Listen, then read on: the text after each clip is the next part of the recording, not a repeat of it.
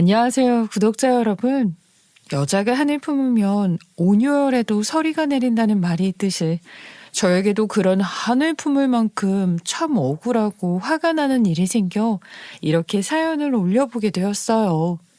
정말 이 서름을 끝까지 풀어내고 제 몫을 지켜내지 못했더라면 아마 저는 피눈물을 흘리며 봄에서 여름이 찾아오는 계절에 진눈깨비를 흩뿌렸을지도 모릅니다.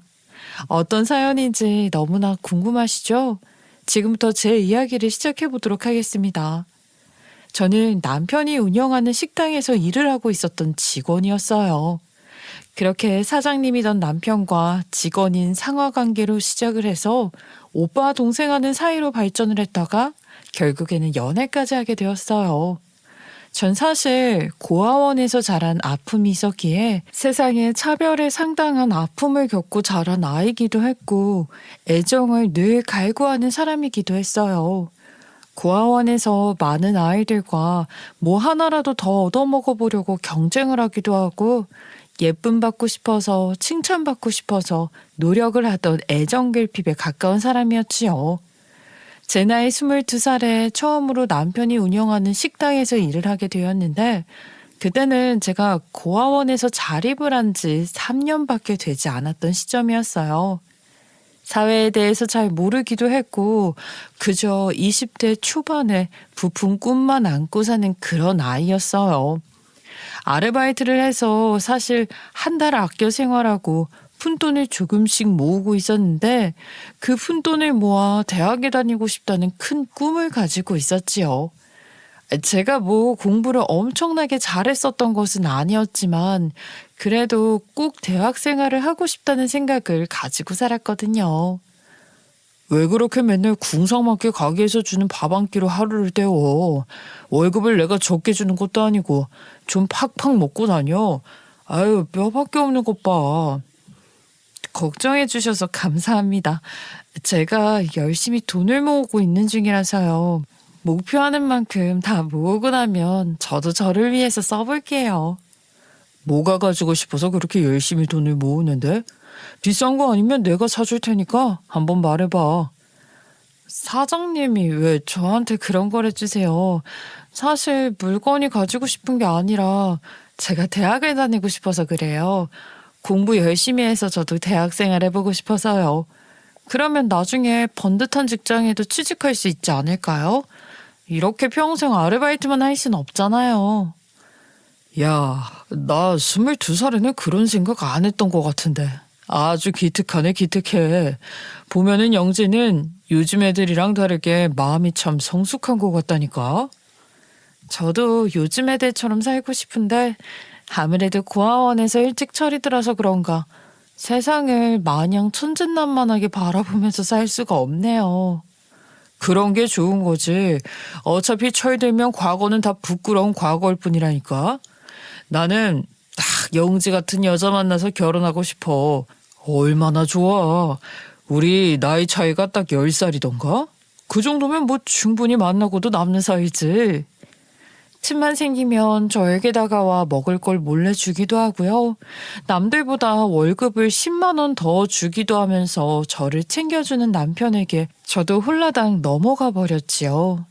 그 당시에 남자에 대한 면역력이라는 게 없기도 했고 고아원에서 생활을 하며 늘 어렵게 살던 친구들만 보면서 우물한 개구리로 살지 않았겠어요? 저에게 재력을 과시하면서 꽤 장사가 잘 되는 매장을 운영하고 있다고 떵떵거리며 저에게 용돈을 주는 남편이 참으로 튼튼한 동아줄 같은 사람으로 느껴졌어요. 남편은 저와 연애를 시작하자마자 저를 더 알뜰하게 챙겨주었고 저는 태어나서 받아본 적 없는 공주님 취급까지 받게 되었어요. 내가 너를 얼마나 사랑하는지 알지? 우리가 비록 10살이라는 나이 차이가 있긴 하지만 그래도 내 진심만큼은 네가 오해하지 말았으면 좋겠어. 아유, 오해 안 해요.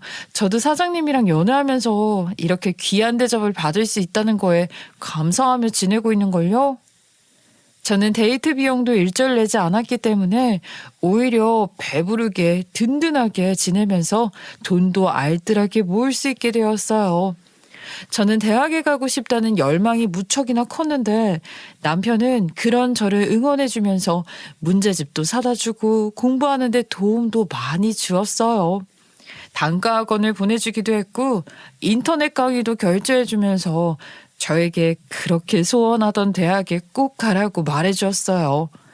오죽하면 수능을 보는 날 수능 장소까지 직접 데려다주고 수능역까지 챙겨주면서 저의 합격을 진심으로 기원했고 저는 결과를 꼭 제대로 내고 싶었죠. 의외로 저는 실전에 강한 타입인지 모의고사를 보았을 때보다 훨씬 좋은 성적을 받게 되었고 물론 유명한 대학은 아니지만 4년제 대학에 붙게 되었어요. 사장님, 저 합격했대요. 방금 문자가 왔는데 추가 합격으로 붙었대요. 등록금 내라고 해서 지금 은행 가려고요. 일을 하던 도중에 추가 합격을 했다는 연락을 받았고 그 어떤 순간보다 행복해하며 남편에게 이야기를 했는데 남편의 표정이 좀 오묘하더라고요. 제가 25살 늦가기 신입생이 된 것이 별로 마음에 들지 않는 듯한 눈치였기 때문에 저는 남편에게 합격한 기쁨을 전부 털어놓을 수가 없었어요. 10살이나 연상이었던 남편은 그때 벌써 나이가 35살이었고 저에게도 이번 연도 수능에서 떨어지게 되면 결혼을 하자고 말을 했었거든요. 합격을 했다고? 대학에? 그럼 최소 4년은 대학교에 다녀야 한다는 소린데 그럼 내 나이가 벌써 39살이야. 우리 결혼은 언제 하냐? 입이 대빨 나와서는 저에게 결혼 이야기를 해대는데 솔직히 제 나이 25살에 결혼식을 올려서 한 사람의 부인으로 산다는 게 마음이 내키지는 않았죠. 그렇게 소원하던 대학까지 붙었는데 당연히 앞으로 즐기고 뜯고 맛보고 할 일이 가득 넘치지 않겠어요? 결혼에 대한 생각과는 점점 멀어지게 됐죠. 저의 그런 변화가 남편에게까지도 느껴진 건지 남편은 제가 대학에 입학을 한 순간부터 무척이나 불안해하기 시작했어요. 내가 아무래도 너보다 10살이 많다 보니까 네가 또래 애들이랑 어울려서 노는 재미를 느끼고 나에게서 멀어질까 봐 무섭다. 우리가 혼인신고를 한 것도 아니고 결혼식을 올린 것도 아니니까 내가 참 별별 생각이 다 드네. 그런 걱정을 왜 미리 사서 하시는 건데요. 제가 뭐 바람을 피우겠어요. 어쩌겠어요. 그리고 아직 학기 초반이라서 강의 듣는 것도 바빠요. 지금이 딱 신입생들 술판 버릴 시간 아니야? 술 먹다가 이상한 애들이 들러붙어서 같이 놀자고 하고 번호 달라고 하면 그러면 어떡해? 제가 그렇게 예쁜 것도 아니고 아직까지 그런 사람 하나 없었거든요. 걱정 좀 그만하세요. 그리고 신입생 애들 저보다 5살이나 어리다고요. 10살 차이 나는 나랑 너랑도 만나는데 고작 5살 차이가 뭐가 중요하다고 그래? 그런 말 하니까 더 불안해서 안 되겠어. 우리 일단 식부터 올릴까? 혼인신고부터 먼저 할까? 내 나이 39살까지 언제 기다리냐고. 저는 남편이 저에게 점점 집착을 한다고 생각을 했지만 이 사람과 헤어져야겠다는 생각은 전혀 하지 못했어요. 전형적으로 애정이 결핍된 사람들의 특징이라고나 할까요? 저에게 친절했던 기억, 저를 사랑해 주었던 그 추억 때문에 이 사람을 쉽게 떠날 수 없게 되어버린 것이죠. 저는 남편을 달래면서 캠퍼스 생활을 이어가게 되었는데 남편은 제가 대학 생활을 잘하고 있는 걸 기특하게 여기지 않았어요. 오히려 제가 바람을 피운다고 의심을 하면서 자기가 안심할 수 있도록 행동을 하라 말을 했죠. 젊은 남자들이랑 하루 종일 히덕거리면서 노는 거 아니야? 과제 핑계대고 술 먹으러 다니고 그런 거 아니냐 이 소리야. 난 불안해 죽겠어. 내가 그동안 너한테 한 게 있는데 이제 와서 나를 버리고 떠나면 난 꼼짝없이 노총각 신세가 될 거 아니야. 꼬박꼬박 연락하잖아요. 강의 시작하고 강의 끝날 때 조별과제 있을 때 밥 먹을 때 어디 갈 때마다 무슨 일 생길 때마다 연락하고 움직이잖아요. 문자 메시지 보내는 거야. 거짓말로도 충분히 할 수 있는 일 아니야? 나에게 확신이라는 걸 주지 않으면 난 불안해서 견딜 수가 없어. 남편은 저에게 확신을 달라고 졸랐고 결국에는 남편이 원하는 결과를 얻어내고 말았습니다. 저는 대학생활 1년을 보낸 뒤 종강과 동시에 혼전 임신을 하게 되었고 남편은 저에게 혼인신고서를 들이밀더라고요. 남편이 일부러 벌인 행동이었지만 저도 무지했던 탓에 어쩔 수 없이 대학을 휴학하고 남편과 서둘러서 결혼식을 올리게 되었어요. 당연히 제가 임신을 했다는 소식에 남편은 뛸 듯이 기뻐하며 평생 행복하게 해주겠다고 입 벌린 소리만 내뱉었지요. 그 어떤 사람이 와서 당신이 못 살게 굴어도 내가 다 막아줄게. 평생 당신만 보면서 살게. 내가 당신을 위해서 헌신할게. 나와 결혼해서 아이도 낳고 행복하게 살자. 저는 아무런 대답도 할 수 없었죠. 그렇게 원하던 대학까지 입학하고 제가 원하던 삶을 드디어 살게 되었는데 임신을 하게 되었으니까요. 하지만 이 소식에 남편보다 더 길길이 날뛰는 사람이 있었으니 바로 시댁 식구들이었습니다. 뭐라고? 임신을 했다고? 아, 너네가 사귄다고 했을 때부터 내 복창이 다 뒤틀리는 기분이었는데 임신까지 해버려? 미친 거 아니야? 내 나이가 벌써 36살인데 당연히 결혼부터 해야지. 엄마, 이러다가 내가 노총각으로 늙어 죽으면 어떻게 하려고 그런 소리를 해? 요즘은 혼수로 아이를 가지고 온다는 게 일반화되어 있다고는 하지만 그것도 상대 나름인 거지. 어떻게 부모도 없는 고아랑 결혼을 하겠다고 해. 거기다가 나한테는 이런 방구 말도 없이 혼인신고부터 했다고 들이밀어? 아이고, 내가 저거를 10달을 품어서 낳았더니 이 멍청한 놈아. 엄마, 우리 애 다 듣는다고. 뱃속에 있는 우리 아이. 그런 소리 함부로 하지 말란 말이야. 거기다가 모아둔 돈도 하나 없다고? 이거는 뭐 기생하겠다는 소리나 다름없는 거 아니냐. 우리 아들이 돈 좀 버니까 말이야. 아주 벌레 같은 게 들러붙어서는. 부모도 없는 고아 주제에 대학 가서 공부를 하면 뭐 할 거야. 1년이나 허송세월 보내고 결국 임신해서 결혼할 거면서. 저도 대학은 마치고 싶었어요. 졸업해서 당당히 회사 입사한 다음에 결혼하고 싶었는데 사정이 이렇게 된 걸 어떻게 해요. 그러니까 차이 좀 피했어야지. 우리 아들이 이렇게 하자 저렇게 하자 한다고 그대로 따라하면 되는 거야. 너는 애가 생각이 있니 없니? 부모한테 보고 배운 게 없으니까 그러지. 아유, 내가 정말 속이 터져나가서 원. 시댁에서는 면전에 대놓고 제가 마음에 들지 않는다고 꿋꿋하게 이야기를 하시더라고요. 부모도 없는 고아에 모아둔 돈은 전부 학비로 사용했고 거기다가 대학을 입학하려고 공부를 하는 동안 남편의 돈으로 공부를 한 것이나 다름없었으니 모든 면에서 제가 부족하고 모자라고 탐탁지 않다고 느끼셨던 것 같아요. 하지만 저와 무조건 결혼을 하겠다고 남편이 졸라대고 제 뱃속에 새 생명이 자라고 있었으니 결국에는 울며 겨자 먹기로 허락을 해주셨죠.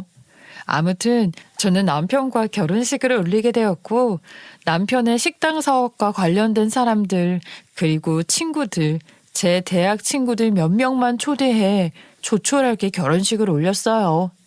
결혼 이후에 제배는 점점 불러오게 되었고 저는 휴학을 하긴 했지만 공부에서 손을 놓고 싶지 않아 책을 열심히 들여다보면서 출산 이후 복학을 할 생각을 하고 있었어요. 하지만 시어머니는 그런 제가 마음에 들지 않았던 것인지 저에게 강요를 하기 시작했어요. 예, 집에서 꼼짝없이 애만 들여다본다고 애가 똑똑하게 나오겠지. 생긴 게 원빈, 장동건처럼 나오겠니? 할 것도 없으면서 시간 때우지 말고 네 남편 일손 도와서 식당 일이라도 하고 그래라. 너는 애가 말로 뱉어야지만 행동을 하니? 아유, 알아서 좀 하면 안 되겠어? 배가 불러오고 있어서 조금만 움직여도 피곤하고 다리가 퉁퉁 부어요, 어머니. 병원에서도 너무 무리하지 말라고 했었고요. 도대체 식당 일하던 거 그대로 도우라고 하는 건데 무리하긴 뭘 무리한다고 하는 거야. 내가 너 보고 쌀포대를 옮기라고 했니 어쨌니? 그냥 음식이나 옮기고 남편 옆에 붙어서 내주를 하라고 하는 건데 그걸 못하겠다고 그래? 아이고, 답답해라 답답해. 네, 내일부터는 뭐 식당에서 출근해서 옆에서 잡일이라도 도울게요. 빠릿빠릿하게 움직이라는 소리다. 내가 이렇게 말하기 전에 미리미리 알아서 출근하고 일 도우면 내가 예뻐해주지 않겠니? 집에서 허구한 날 뭘 그렇게 들여다보는지. 네가 공부한다고 애가 뭐 똑똑해지는 것도 아닌데 말이야. 아무튼 내일부터 식당 일 도와.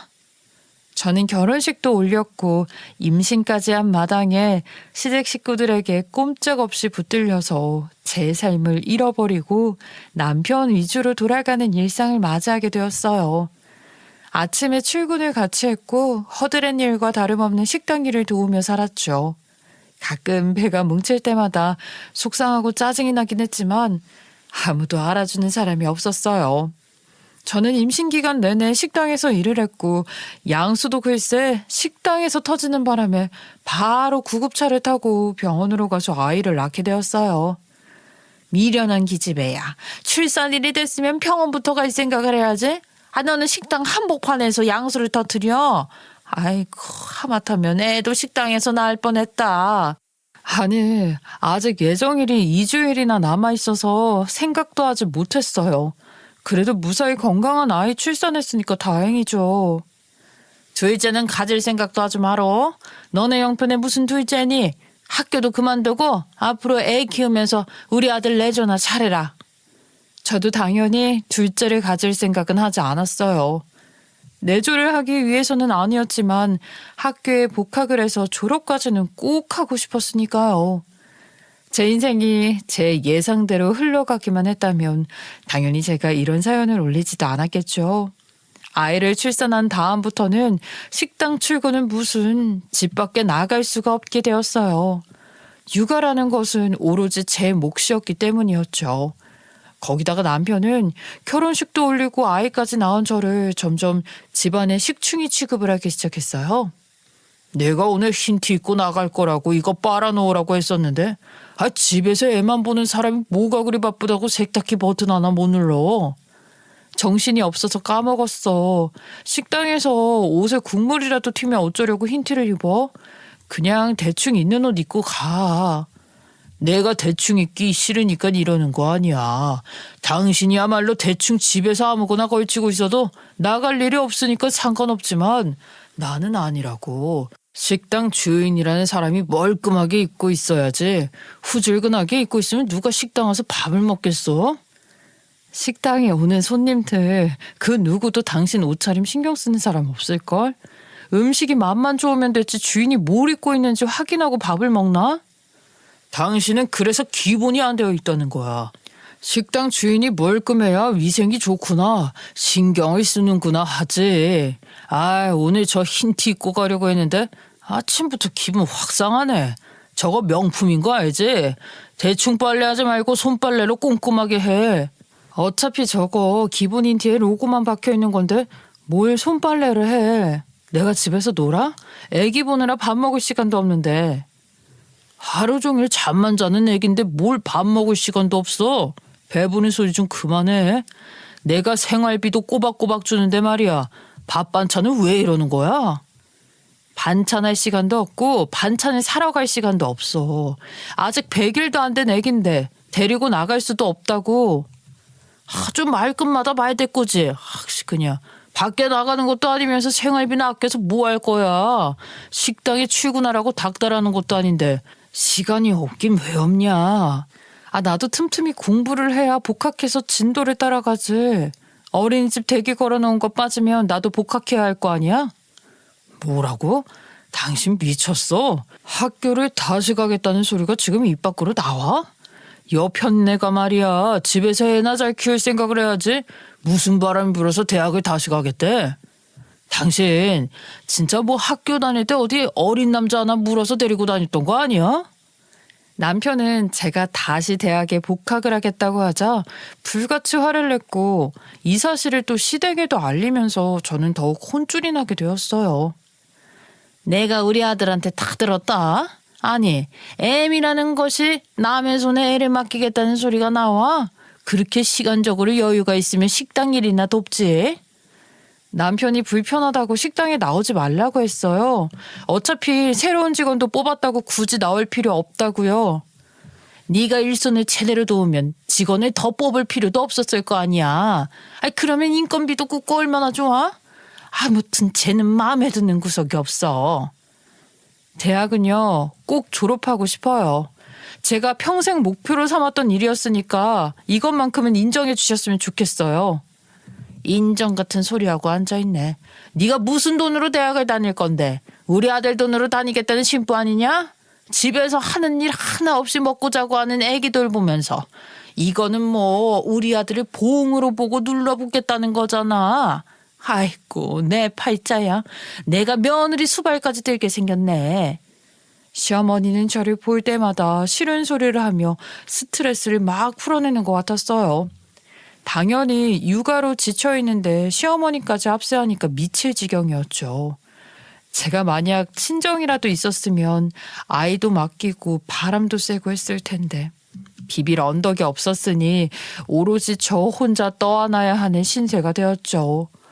저는 식당에 나가지도 못하고 눈치가 보여서 공부도 하지 못한 채 꼼짝없이 집에서 육아만 하는 신세가 되었습니다. 그렇게 아이가 태어난 지 6개월이 지난 시점부터 남편이 점점 바깥으로 나들고 있다는 느낌을 받게 되었어요. 결혼 전에는 매 시간마다 제가 뭘 하는지 보고를 받고 학교 앞까지 저를 데리러 왔었던 남편이 제 연락을 피하는 듯한 느낌이 주더라고요.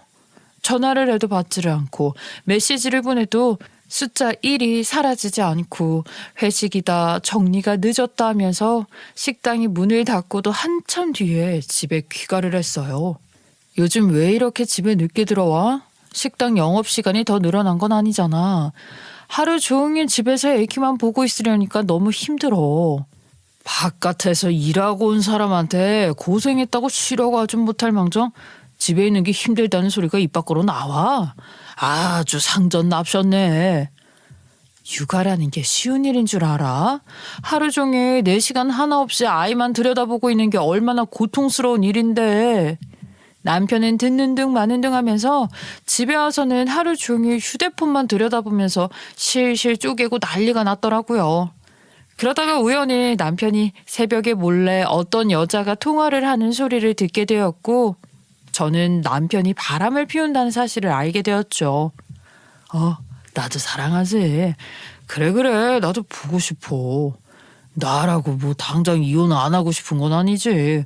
집에서 하루 종일 놀고 먹는 사람이 매번 투정만 부리니 미칠 것 같아. 저는 그 말소리를 듣고 화가 머리 끝까지 차올라서 앞뒤 구별도 하지 못하고 남편에게 달려들었어요. 당신 지금 뭐 하는 거야?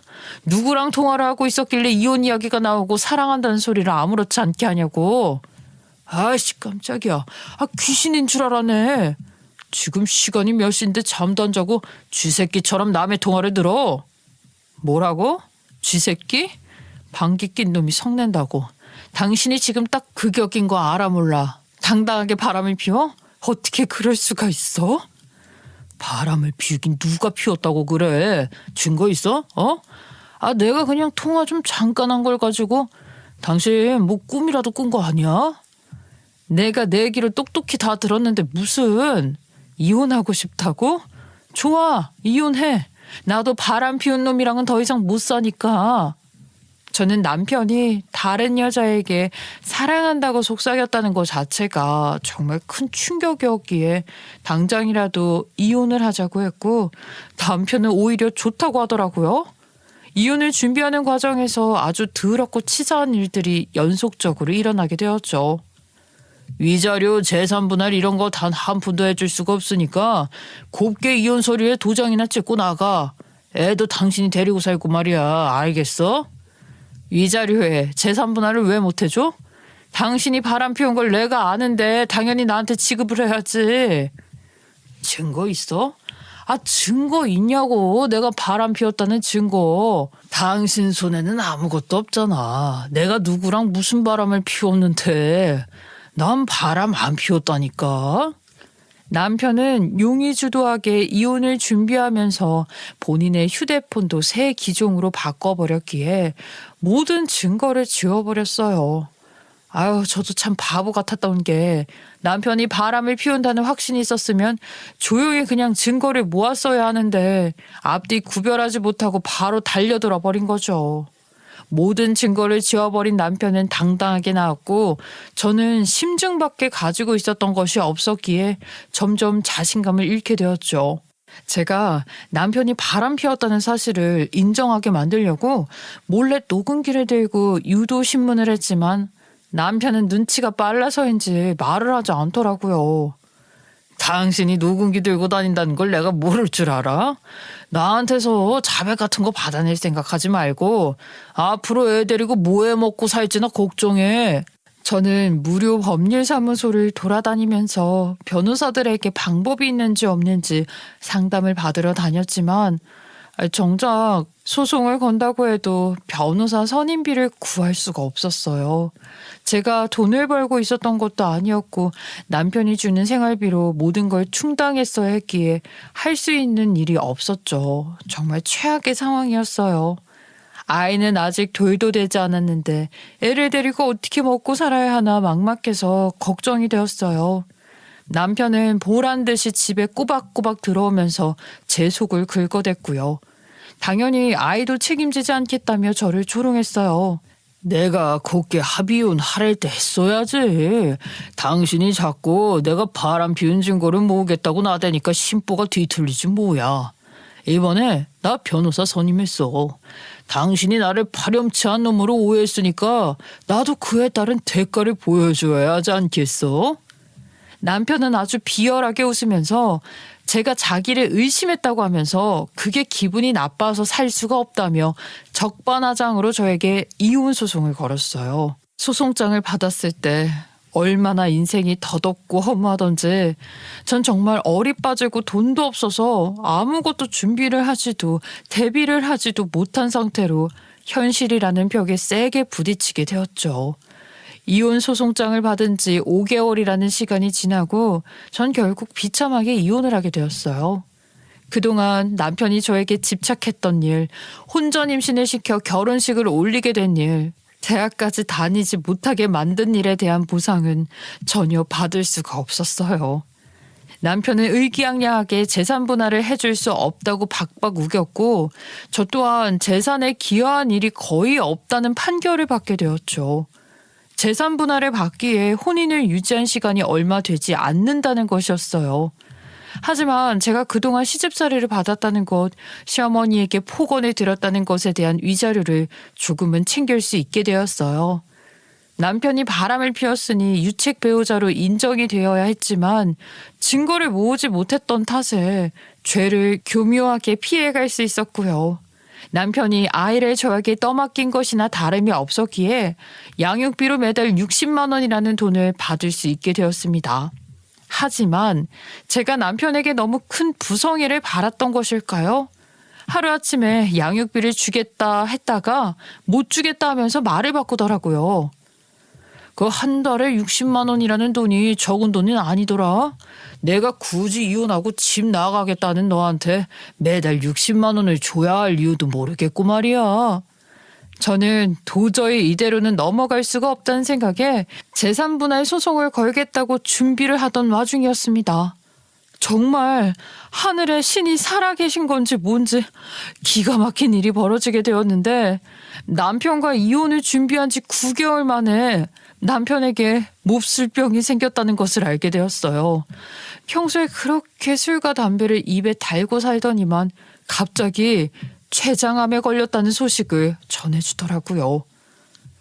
내가 그동안 건강 생각을 전혀 안 해서 그런 건지 뭔지 내가 글쎄 췌장암에 걸렸다지 뭐냐. 그 얘기를 갑자기 찾아와서 하는 이유가 뭔데? 천벌 받았네. 나한테 재산 한 푼 못 준다고 양육비 60만 원 주는 게 아깝다는 식으로 말을 하더니 이제 와서 췌장암 걸린 이야기를 하는 이유가 뭐냐고. 너는 나랑 정붙이고 산 시간이 있는데 그렇게 매정하게 말할 건 또 뭐야. 이혼 마무리된 마당에 내가 솔직하게 다 털어놓을게. 그래, 나 만나던 여자 있었어. 나랑 나이대도 비슷하고 서로 공통점도 많고 너처럼 어리지 않아서 대화가 아주 잘 통하더라. 너랑 이혼 서류 마무리되는 시점에 내가 최장암인 거 알고 솔직하게 이야기했더니 헤어지자고 하는 거야. 그 여자도 당신 병수발 들기는 싫었나 보지. 췌장암이라는 게 발견하기도 어렵고 수술도 안 된다면서 뭐 어쩌겠어? 시한부라니깐 차인 거지. 방을 언제는 평생 나랑 함께하고 싶다고 하더니 내가 아프다고 하자마자 냉큼 떠나간 게 말이나 되는 소리야? 너랑 6개월 전에 별거를 할 때부터 같이 살기 시작했는데 하루아침에 짐까지 다 빼버렸더라. 아무리 우리 이혼이 마무리 단계라고 하긴 하지만 나한테 이렇게 모든 걸 다 털어놔도 되겠어요? 이제 곧 죽는다는데 그게 다 무슨 소용이야. 우리 엄마도 내가 아프기 시작한 이후로 화만 내고 잔소리만 해. 죽을 때까지 정리 잘하고 가라더라. 그게 자식한테 할 소리야? 내가 복장이 터져서 원. 저는 그 순간 번뜩 기가 막힌 생각이 떠올랐어요. 시한부 판정을 받고 상간녀에게도 차여버린 남편은 무척이나 자존심 상해하고 본인이 곧 죽는다는 소리에 무척이나 두려워하고 있는 상태였어요. 전 그때부터 남편에게 교묘하게 접근을 해서 마음을 숨기고 숨을 죽이면서 남편에게 설탕 발린 말을 해주기로 결심했어요. 남편은 상간녀에게 차이고 홀로 집을 얻어 살고 있었는데 그러다 보니 아파도 돌봐줄 사람이 없지 않겠어요? 병세가 점점 짙어지고 안색이 거무죽죽하게 변해가고 식당 일마저 시어머니가 맡아서 하게 된 마당에 정작 남편 병수발을 들 사람이 없는 거죠. 저는 아주 조금이라도 아이와 살 길을 마련하기 위해서 남편의 재산을 떼어받고 싶었어요. 그래서 일부러 마음이 약해져 있는 남편에게 잘해주는 척을 하자. 그래서 이 인간의 동정심을 건드려 재산을 받아내자 하는 생각을 하게 되었죠. 전 대놓고 남편의 옆에 붙어서 병간호를 하면 당연히 남편이 의심을 할 거란 생각을 했고 티가 나지 않게 서서히 남편을 챙기기 시작했어요. 처음에는 외로워서 어쩔 줄 몰라 하고 아파서 정신을 가끔 잃어버리는 남편에게 다가가 약도 챙겨주고 말동무도 해주고 하면서 말입니다. 왜? 내가 죽을 때가 됐다고 하니까 이제 와서 동정심이라도 생겨? 이혼까지 한 마당에 왜 이렇게 자주 찾아와서 나한테 잘해주는 건데? 당신이 좋아서 그러겠나요? 우리 아이 아빠니까 최소한의 도리라도 하자는 마음으로 이러는 거지. 우리 둘은 이혼했을지 몰라도 아이한테는 아빠잖아. 남편은 제가 헛구역질을 삼켜내며 뱉은 말에 감동이라도 먹은 것 마냥 눈빛을 달리하더라고요. 본인의 가족, 본인이 사랑한다 생각했던 내연녀까지도 췌장암이라는 말에 떨어져 나갔는데 정작 이혼을 한 저는 남편 옆에서 병수발을 들고 있었으니 그럴 만도 했지요. 처음에는 핀잔도 주고 부담스럽다며 그만 오라고 했던 남편도 저에게 서서히 의지라는 걸 하기 시작했어요. 내가 염치가 없긴 하지만 우리 아이 얼굴도 보고 싶고 그리고 병원을 가야 하는데 보호자도 필요하다고 하고 물론 우리가 이혼을 했으니까 당신이 굳이 와서 해줄 필요는 없긴 하지만 그래도 당신이 와줬으면 좋겠어. 그래, 어차피 집에서 아이랑 할 것도 없는데 당신한테 얼굴도 좀 보여주고 내가 병원 가는데 같이 따라가서 설명 듣고 하지 뭐. 내가 정말 바보 등신이었어. 당신 같은 조강지처를 두고 몹쓸 짓을 했어. 내가 잘못했어. 당신이 내 인생에 가장 중요한 사람이라는 걸 내가 몰랐어. 이제라도 깨닫게 해줘서 정말 고마워. 당신이 너무 좋은 사람이라는 걸 이제서야 알게 됐지 뭐야. 저는 굳어버린 얼굴을 억지로 웃는 얼굴로 바꾸느라 정말 힘들었어요. 정말 밥에 말아먹어도 시원치 않을 제 인생을 베베 꾼 놈인데 말이죠. 그 인간에게 웃는 얼굴을 보여주면서 희망을 품어주고 병수발을 든다는 게 정말 보통 일이 아니더라고요. 그 재산이 뭐라고 이렇게까지 제가 분노를 삼키고 속내를 삼켜야만 하는지. 하지만 복수를 위해서 꾹 참고 버텨냈지요. 당신 얼굴이 좀 좋아진 것 같은데 췌장암이라고 해도 완치받는 사람도 있대. 엄청 심해지다가도 갑자기 호전되는 사람도 있고 그러니까 당신도 항암 꾸준히 하고 수술이 된다고 하면 수술도 받아. 내가 옆에서 병간호 잘하고 있잖아. 당신 같은 천사를 내가 왜 등한시하고 눈을 돌렸을까? 내가 정말 큰 죄를 지었어. 지금이라도 용서해줘서 고마워. 저는 답도 없는 시한부를 받은 남편에게 희망을 주고 삶에 대한 처절한 갈망을 심어주었어요. 저에게 왜 아픈 사람에게 희망을 주고 이용하려고 했냐고 저를 욕하고 손가락질 하시는 분들도 분명 있겠지만 저도 어쩔 수 없는 선택을 한 것이었어요. 이 인간이 저에게 했던 짓들을 생각하면 더 큰 희망을 주고 아주 깊은 나락으로 던져버리고 싶은 마음만 가득했으니까요.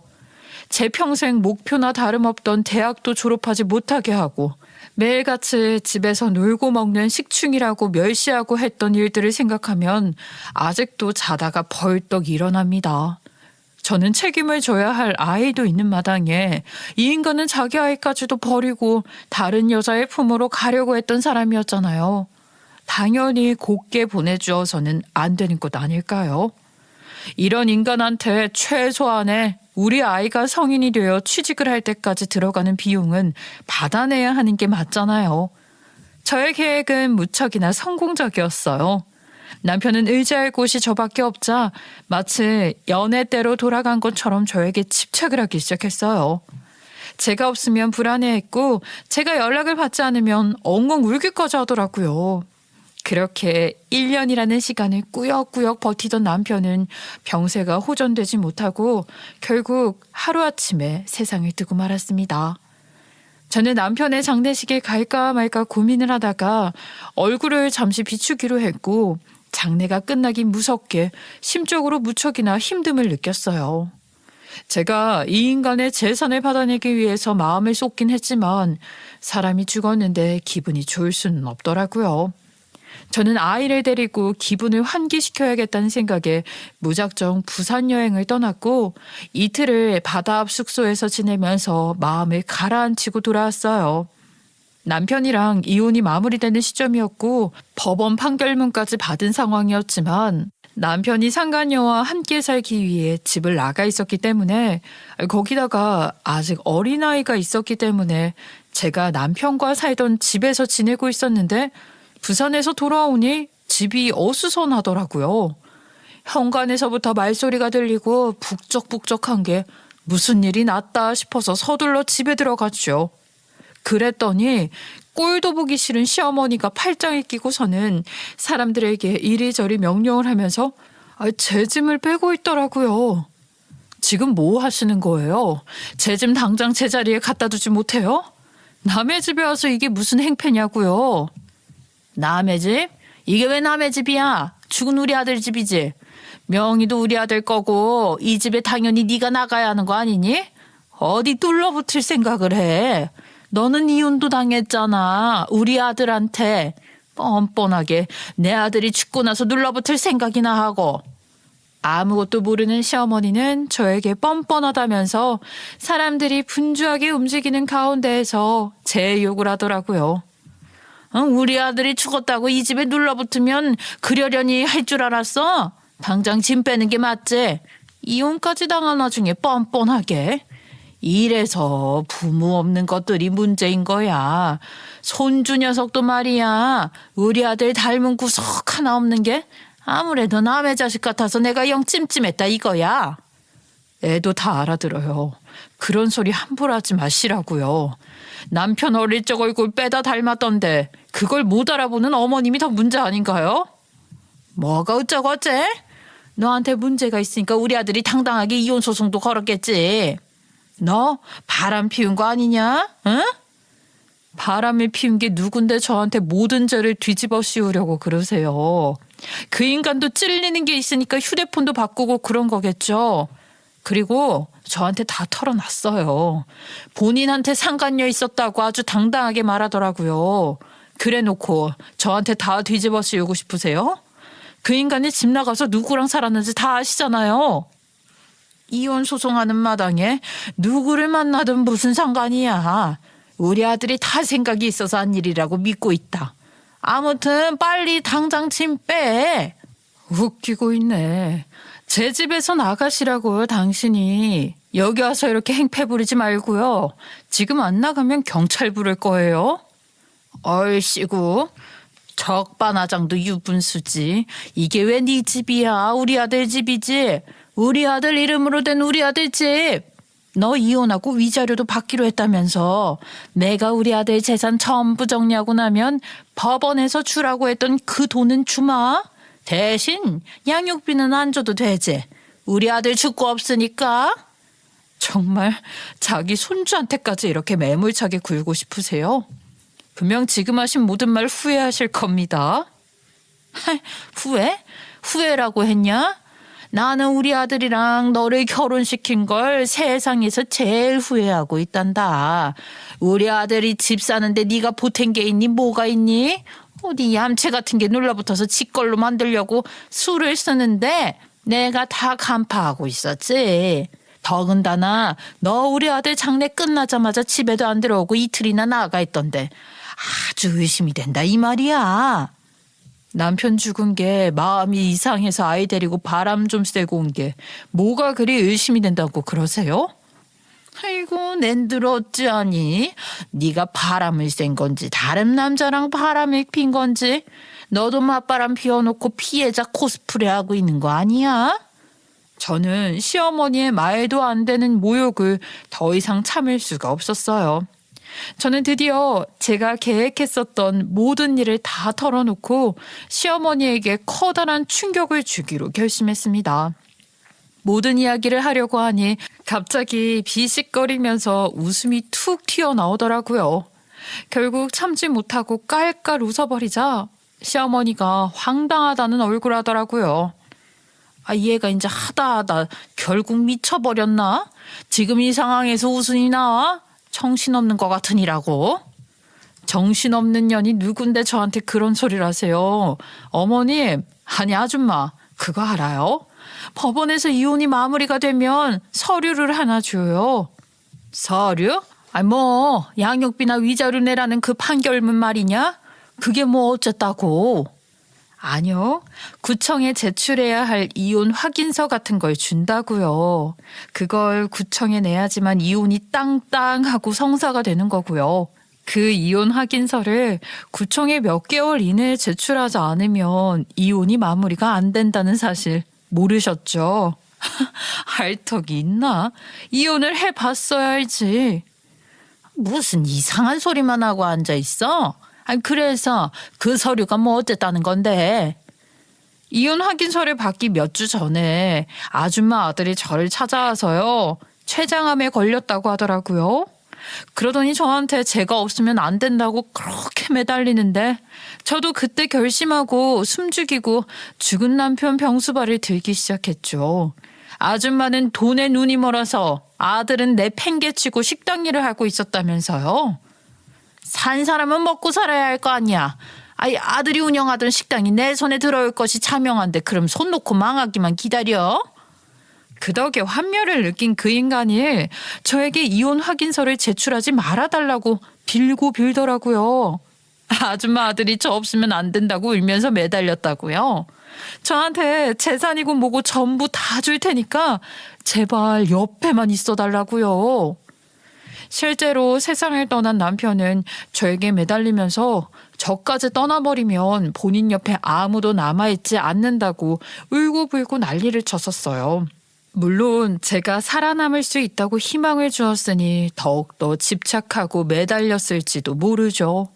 저에게 이대로 이혼을 하면 모든 재산이 시댁으로 가게 될 것이라며 옆에서 병간호를 해주면서 재산을 나누어 주겠다면서 저를 꼬드겼어요.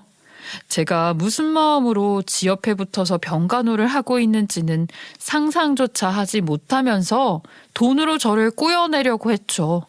이미 저는 돈 때문에 그 인간 옆에 찰싹 붙어 있었던 건데 말입니다. 호전이 될 거라고 희망을 줬지만 상태는 점점 심각해지기만 했고 아주 갑작스럽게 병세가 짙어진 죽은 남편은 글쎄요. 본인이 생각했던 것들을 이루지 못한 것 같아요. 그 인간이 저를 간이고 쓸개고 다 빼먹고 버릴 생각이었는지 없었는지 떠나버려서 알 길은 없지만 제 재산을 제대로 정리할 시간이 없었거든요. 게다가 제가 허튼 짓을 하지 못하게 중환자실에 입원을 시켜버리기도 했고요. 한마디로 남편의 재산은 그대로 남편 명의로 남아있었고 식당과 집, 남편 명의로 된 재산 모두가 부인인 저에게로 오게 되었다는 뜻입니다. 이건 당연한 거였죠.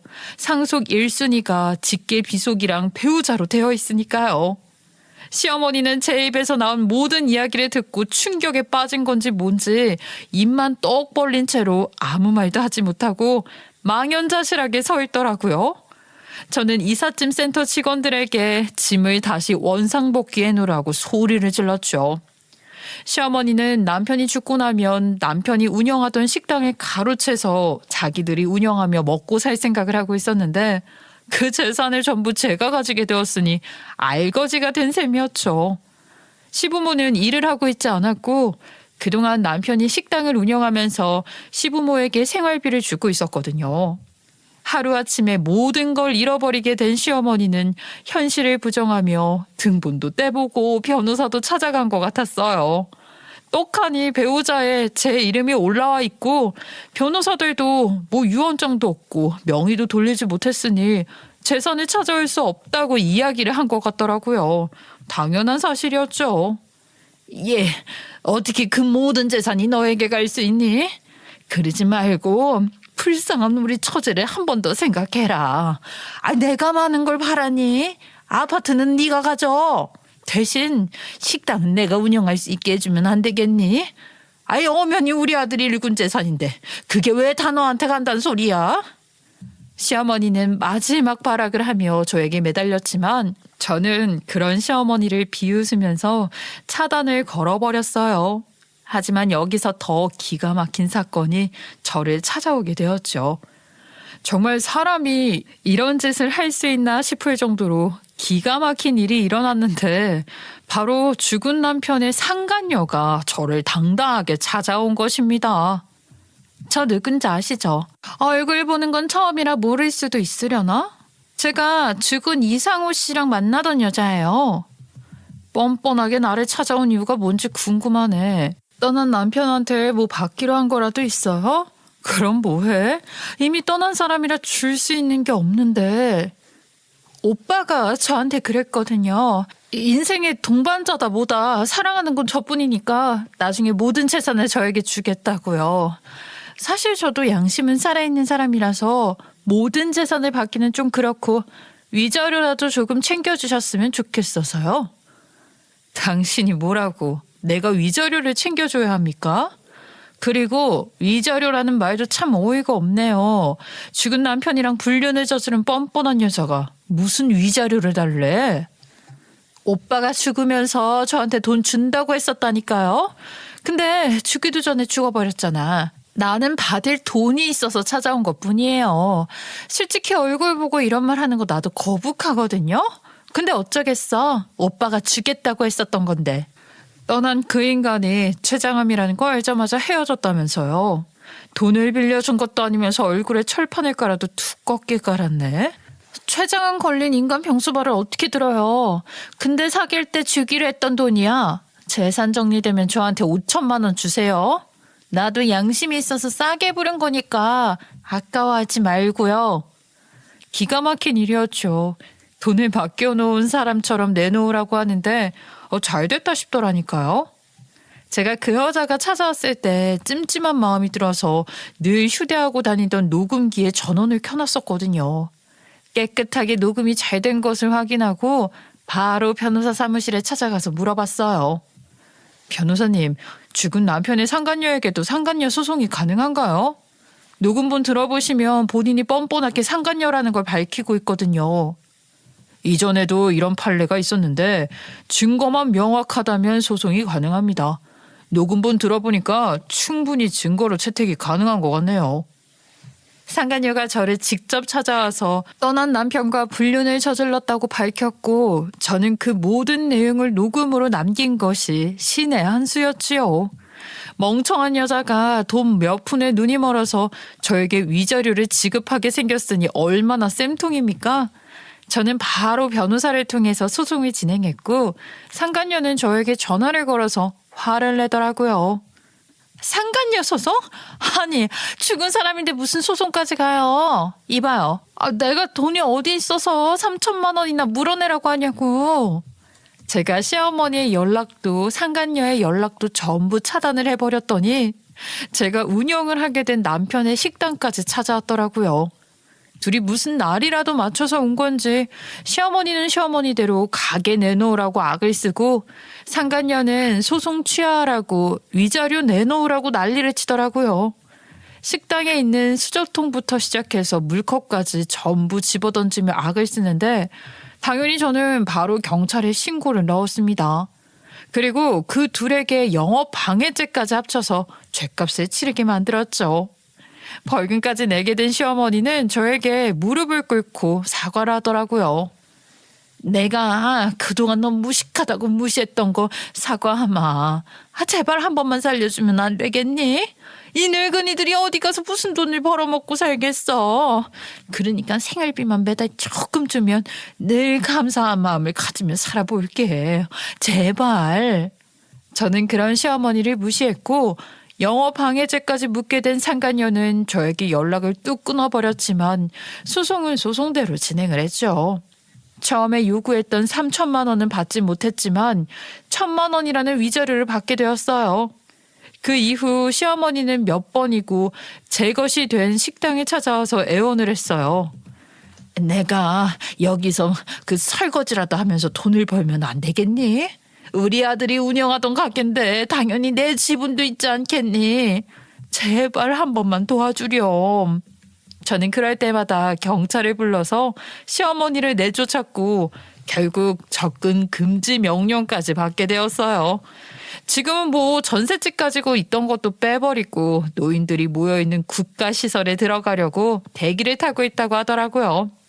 그 이후로 몇 년이 지나 저는 완벽하게 식당 운영에 적응을 했고 다시 한번 공부를 해서 사이버 대학에도 입학을 하게 되었어요. 유치원생이 된 아들을 등교시킨 이후에 식당에 출근을 하고 퇴근 이후에는 아들을 재우고 강의를 들으면서 저의 미래를 다시 한번 그리는 중이랍니다. 아직 창창한 나이라고 생각하며 하루를 감사하게 바쁘게 살고 있어요. 우리 아들 누구보다 번듯하고 자랑스럽게 키우도록 노력하며 내일 하루도 바쁘게 잘 살아보겠습니다. 제 이야기 들어주셔서 감사합니다.